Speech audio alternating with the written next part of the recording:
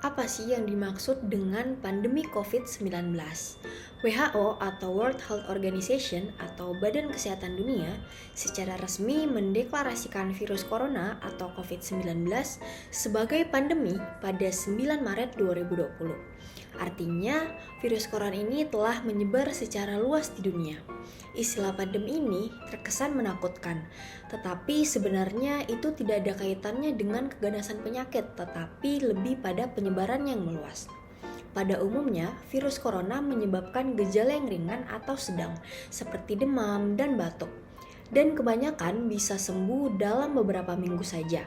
Tetapi bagi sebagian orang yang beresiko tinggi, seperti kelompok lanjut usia dan orang dengan masalah kesehatan menahun, seperti penyakit jantung, tekanan darah tinggi, dan juga diabetes, virus corona dapat menyebabkan masalah kesehatan yang serius. Kebanyakan korban berasal dari kelompok beresiko itu. Karena itulah, penting bagi kita semua untuk memahami cara mengurangi resiko, mengikuti perkembangan informasi, dan juga tahu apa yang dilakukan bila mengalami gejala. Nah, dengan demikian kita juga bisa melindungi diri kita dan orang lain. Adapun dampak virus corona atau COVID-19 ini di Indonesia. Jadi, tidak hanya merugikan dari sisi kesehatan saja, Presiden Joko Widodo juga mengatakan bahwa virus corona ini sangat berdampak pada perekonomian di Indonesia. Bukan hanya karena produksi barang saja yang terganggu, tetapi investasi pun juga terhambat. Demi mencegah penyebaran COVID-19 ini, sebaiknya kita juga selalu menjaga kebersihan, kesehatan, dan jangan lupa untuk selalu menggunakan masker jika melakukan aktivitas di luar ruangan.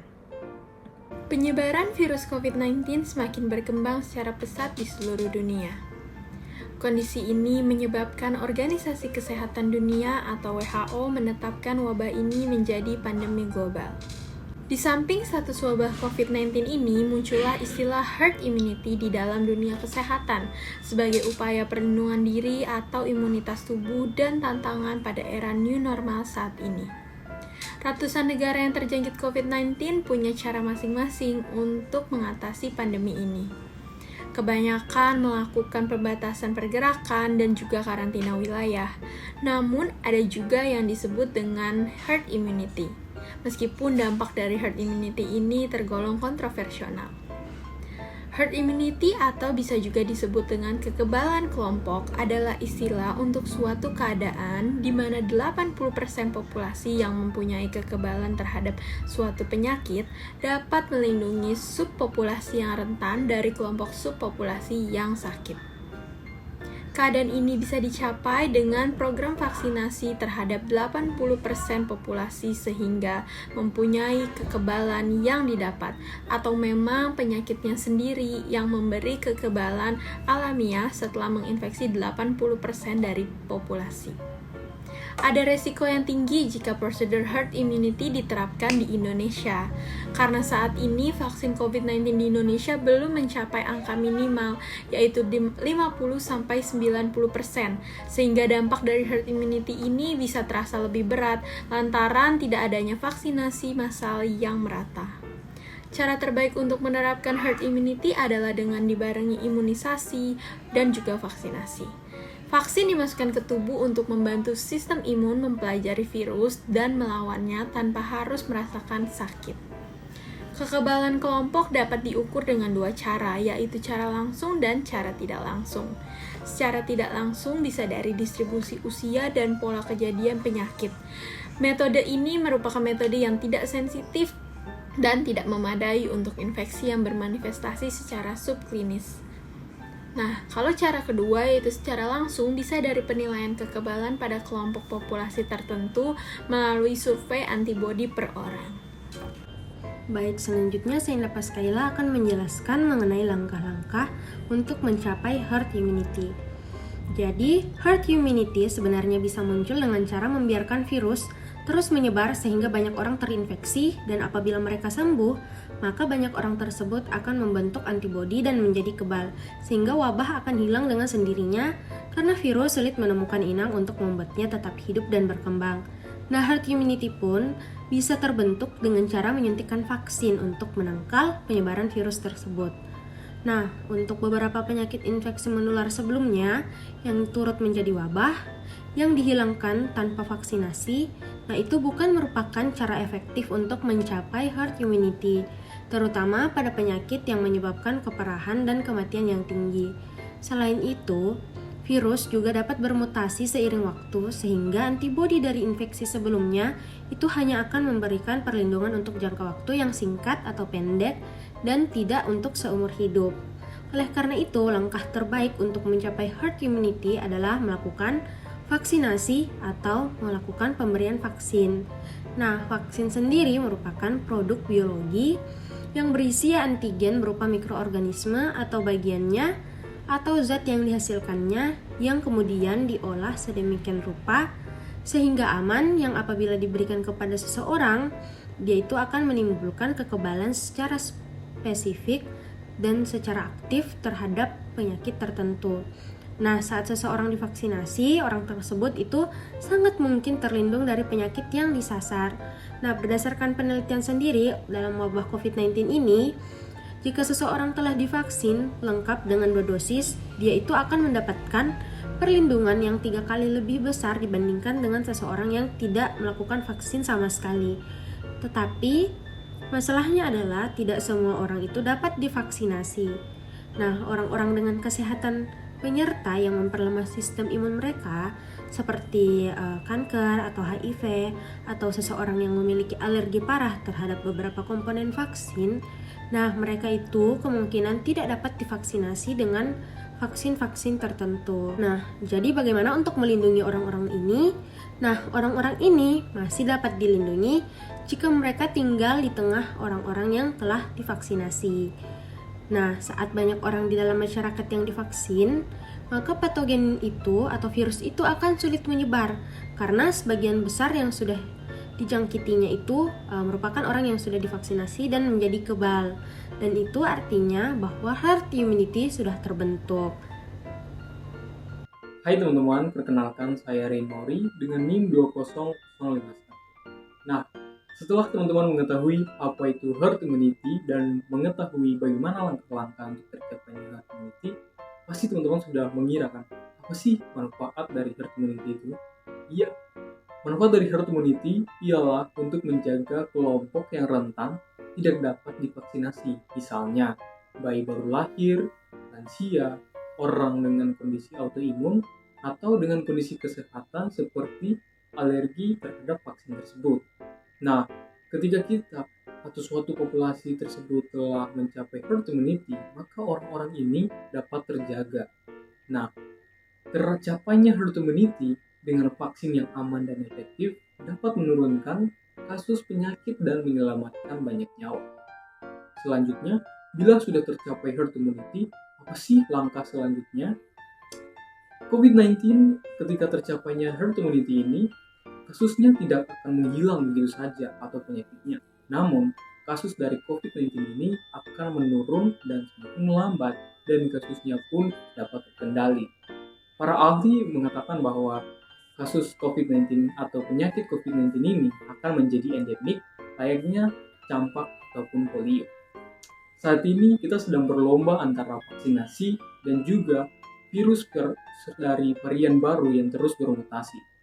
Penelitian masih terus dilakukan oleh para peneliti untuk memastikan vaksin yang diproduksi ampuh melawan virus-virus yang bermutasi.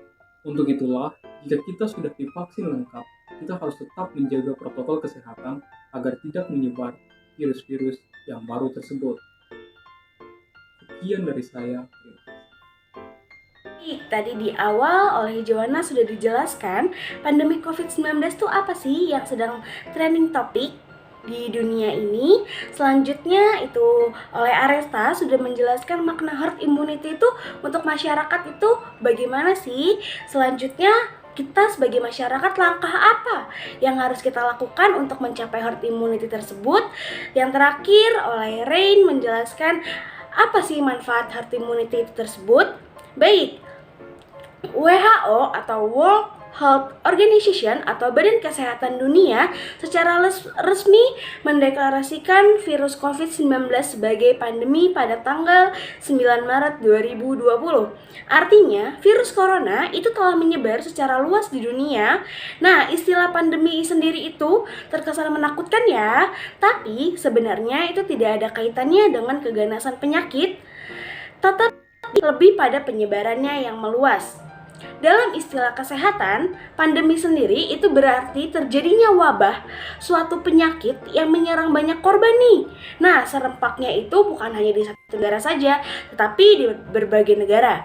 Sementara, dalam kasus COVID-19, Badan Kesehatan Dunia atau WHO menetapkan penyakit ini sebagai pandemi karena seluruh dunia berpotensi terkena infeksi COVID-19. Nah, dengan ditetapkannya status global pandemi tersebut, WHO sekaligus mengkonfirmasi bahwa COVID-19 merupakan keadaan darurat internasional.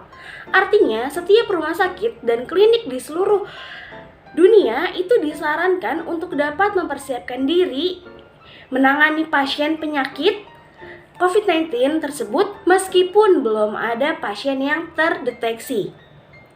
Nah, Lembaga Kesehatan Masyarakat Amerika Serikat atau Centers for Disease Control and Prevention atau CDC itu akan menyebut penyakit akibat sebuah virus sebagai pandemi apabila virus tersebut bisa menginfeksi orang dengan mudah dan menyebar dari orang ke orang dengan cara yang efisien dan berkelanjutan di berbagai wilayah.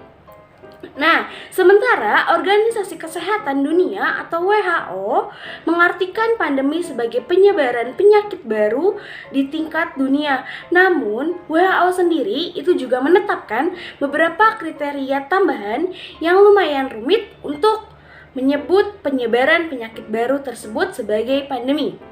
Terus dampaknya virus COVID-19 di Indonesia sendiri apa sih? Nah, tak hanya merugikan dari sisi kesehatan saja nih, tetapi Presiden kita, Bapak Joko Widodo, itu juga mengatakan bahwa virus corona itu sangat berdampak pada perekonomian di Indonesia. Sangat turun ya. Nah, bukan hanya karena produksi barang saja yang terganggu, tetapi investasi pun juga terhambat. Nah, demi mencegah penyebaran virus COVID-19 ini, sebaiknya nih kita sebagai masyarakat juga selalu menjaga kebersihan, kesehatan, dan jangan lupa untuk selalu menggunakan masker nih jika kita melakukan aktivitas di luar ruangan yang sangat membutuhkan di luar ya, bukan hanya untuk sekedar tidak ada kepentingan. Nah, tadi dari awal nih saya sama teman-teman saya bahas nih herd immunity. Nah, makna herd immunity sendiri itu apa sih? Dan resikonya itu apa sih? Nah, jadi ada resiko tinggi jika prosedur herd immunity diterapkan di Indonesia. Nah, saat ini nih yang seperti kita tahu bahwa vaksin COVID-19 sendiri di Indonesia itu belum mencapai angka minimal 50 hingga 90% nih. Sehingga dampak herd immunity corona itu akan terasa lebih berat lantaran tanpa ada vaksinasi massal. Cara terbaik untuk menerapkan herd immunity itu untuk membantu sistem imun kita nih dalam tubuh mempelajari virus dan melawannya tanpa rasa sakit nih rasainnya.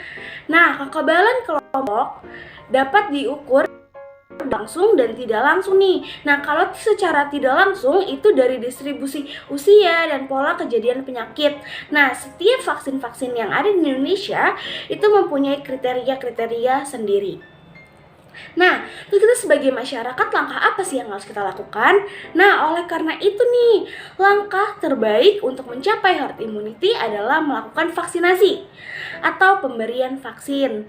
Nah, apa sih vaksin itu? Nah, vaksin sendiri merupakan produk biologi yang berisi antigen berupa mikroorganisme atau bagiannya atau zat yang dihasilkannya yang telah diolah nih oleh peneliti sedemikian rupa sehingga aman yang apabila diberikan kepada seseorang itu akan menimbulkan kekebalan spesifik secara aktif terhadap penyakit tertentu, contohnya seperti penyakit COVID-19.